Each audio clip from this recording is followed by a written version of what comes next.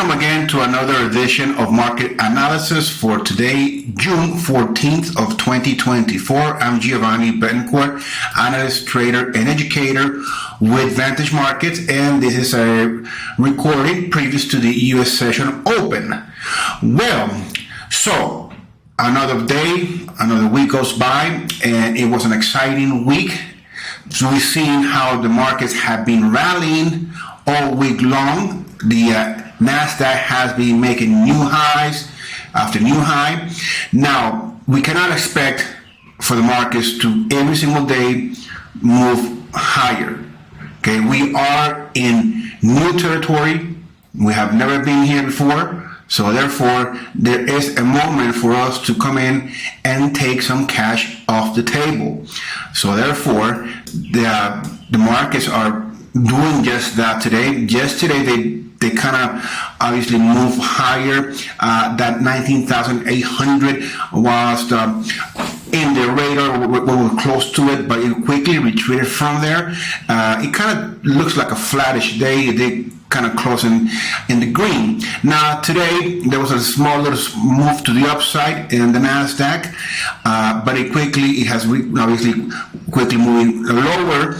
Now, just in the notion of, the markets have already received the biggest earnings season already. There's not that much already left anyhow. So can we see now that the NASDAQ has been making all-time highs after all-time highs? Today could be that day where a correction could be made. So therefore, we can use simple math and use that high of 19,683 times 0.38% minus equals 19,608, which basically that's where we are already below. Now I'm using that from the high, which implies that a correction, okay, or a pullback, a retracement, a healthy retracement would be 0.38%, which I'm using a Fibonacci number. Now, using that same number, 19,683 times 0.618, which is the Fibonacci golden ratio, equals 19,683 times 0.618% minus equals 19,651. So 19,651 would have been the number where the Fibonacci retracement would have been, where we could find, say, the market will come down towards this number, and from here it will most likely, if the trend was to continue, it will most likely reverse and continue that previous trend. In this case, we already have trade below it. So today, obviously, being also a weekend, Friday, and it's gonna be a nice weekend. So a lot of guys, traders, is gonna be in some places in the world is Father's Day. So I'm looking at obviously just the market to continue perhaps this trend to the downside. That's when the U.S. session opens. Initially, we see that the 19,500 was the level, that the lows, where the market rebound from here. So I'll speculate better yet, that the market will continue to trend lower to the 19,400 as the market opens. As far as the S&P goes, same token, yesterday it was kind of the same as the NASDAQ, but it did close in the red.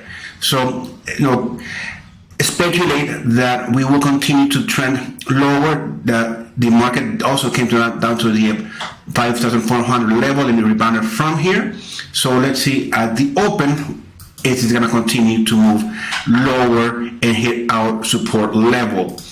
The Dow Jones is actually already trading below that support level that we had placed yesterday. So we're going to want to lower it, and I'm going to look back and use the May 30th low, which is actually, if you look at it, is a double bottom. All right, so speculate markets to come here and reverse and see if it'll reverse from here. As far as crude oil goes, well, crude oil is actually kind of creating a double top. $79 is looking to be that resistance level for it. The RSI is above 50, so it implies momentum to the upside is picking up. So it is Friday again, so traders most likely will be winding down their trades by noon, so keep that in mind. So I'm still being bullish with crude oil. Nat Gas seems to have created a double bottom here with today's fluctuation. I'm going to speculate that it will look to come up at least to yesterday's opening, $2.90.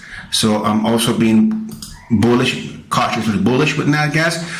Gold. All right, so gold is looking to recuperate itself, but as you see, the median of the Bollinger Band and the 50-day moving average are about to cross. So the 50-day moving average is about to cross over, from below the median. This could imply momentum picking up, obviously, in gold. So that's my target. That will be the target for me today. Right here, so it's around 2,344. That's the number right here. Okay, so that's the target for me initially today. Now, what I see gold trading up to 2,376 is hard to say, but I'm bullish. I'm gonna be long. Now, silver is looking to recover. It is above the 50-day moving average.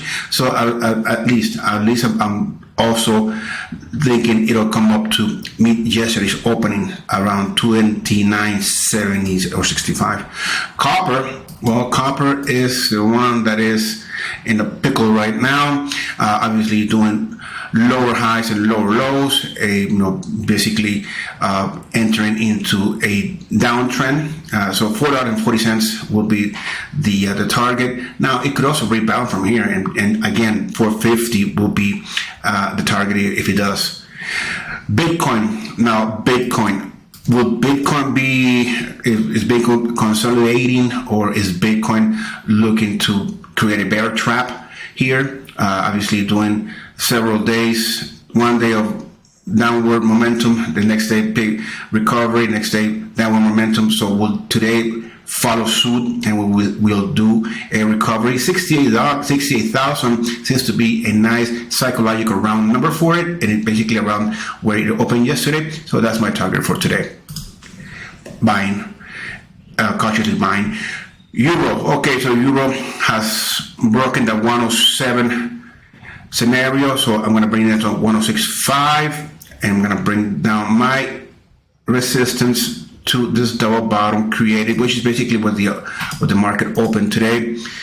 So yeah, it's looking to continue south. The pound as well, so it's about to reach that level. I am going to place the pound right around a bit lower, which is if you look back, and this is another double bottom created in the past, so that's where I'm going to place my support for it initially and see if it'll rebound from here. And if it does rebound from here, like continues to trade and just makes a reversal, I'll be looking to going long, obviously there. Now, the dollar index is just creating. It opened it opened with a gap down, because this candle opened down here, right? That was a strong gap down, and it just popped to the upside and is trading above yesterday's opening. But this gap down, it is very unusual. Now, it could also be, different scenarios about what is happening, with the dollar being losing territory or losing strength across the crude oil market. So will that affect the dollar, or will it make it actually become more? I've read an article that the Saudis, they were supposed to have re-signed a 50-year oil contract that has been renewed, but they didn't.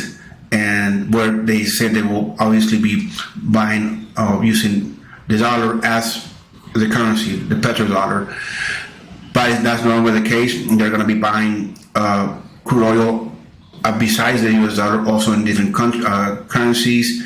The yuan, the yen, for some to mentioned. So will we see a spike in the U.S. dollar index, or will we see a drop on the U.S. dollar index? That's something that we want to be able to take a study on. So that's your homework for the weekend. All right, that's it for me today. Have a great trading day and a fantastic weekend, and happy Father's Day for those who celebrate Happy Father's Day over the weekend. Bye now.